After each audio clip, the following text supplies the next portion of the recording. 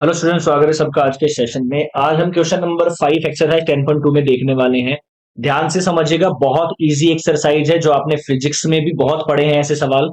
5 का सवाल बोल रहा है, find the scalar and vector components of the vector with initial point. भाई इसमें कोई वेक्टर नहीं दे रखा है, इनिशियल पॉइंट दे रखा है। इनिशियल पॉइंट क्या दे रखा है? 2,1। और टर्मिनल पॉइंट क्या दे रखा है? टर्मिनल पॉइंट हमें क्या दे रखा है? -5 और 7। ये इनिशियल है, ये टर्मिनल पॉइंट है। पहले हमें वेक्टर निकालना पड़ेगा। ठीक है, तो वेक्टर मान लो कि ये जो मेरा पॉइंट है वो ए वेक्टर है, और सॉरी ए है पॉइंट, और ये मेरा पॉइंट है बी।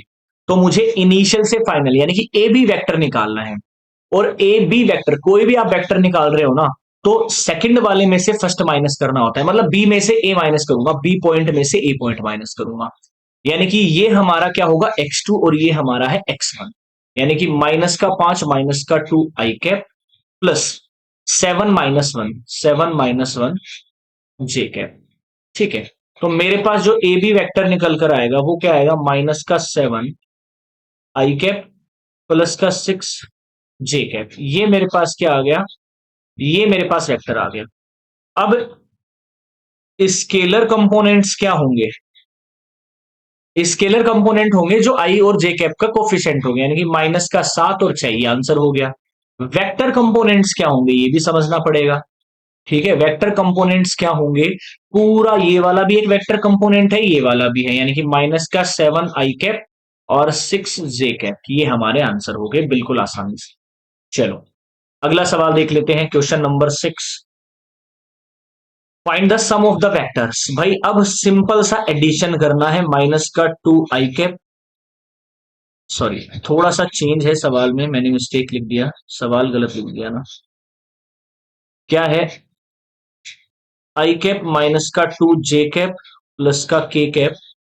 बी वेक्टर हमारे पास क्या है? -2 i कैप प्लस का 4 j कैप प्लस का 5 k कैप।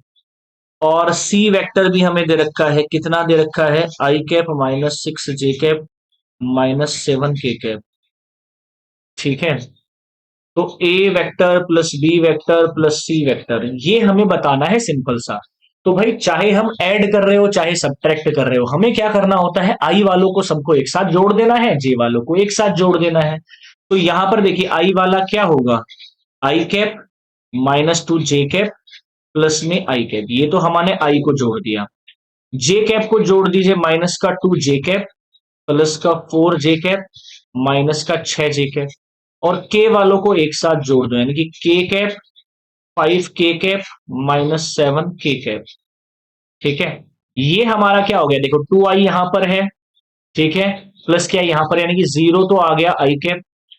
यहां पर भी हमारे पास क्या आ जाएगा? -8 प्लस का 4, यानी -4 j कैप। और यहां पर 5 और 1 6, 6 चला गया माइनस का k कैप। तो ये मेरा आंसर आ गया तीनों का एडिशन। बड़ा सिंपल सा सवाल था। चलो आगे बढ़ते हैं क्वेश्चन नंबर 7 में।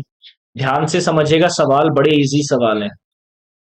Find the unit vector in the direction of vector. भाई यूनिट वेक्टर का भी एक फॉर्मूला होता है। जैसे मान लो ये ए वेक्टर दिया गया है आपको, ठीक है, हमें यूनिट वेक्टर निकालना है, मतलब एक कैप निकालनी है। तो कैप का फॉर्मूला होता है सेम वही वेक्टर और डिवाइड कर दो उसके मैग्नीट्यूड से। ये फॉर्मूला आप लोगों को ध्यान रखना है। तो मैग्नीट्यूड निकाल लेते हैं क्योंकि वेक्टर तो सेम रखना ही है हमें। मैग्नीट्यूड होता है आई के कोफिशिएंट का स्क्वायर, मतलब एक का स्क्वायर। जे के कोफिशिएंट का स्क्वायर मतलब एक का स्क्वायर। के कोफिशिएंट का स्क्वायर मतलब दो का स्क्वायर। ठीक है, तो 1 + 1 + 4 √6 मेरे पास आ गया इसका। तो ए कैप मेरे पास क्या आएगा? आई प्लस में जे प्लस में 2 k कैप। और ये हमारे पास आंसर आ गया यूनिट वेक्टर। तो आई होप ये सवाल आपको तीनों समझ में आए होंगे। शेयर सभी अपने स्टूडेंट से कर दीजिएगा, सभी दोस्तों से जो भी क्लास 12th में हैं।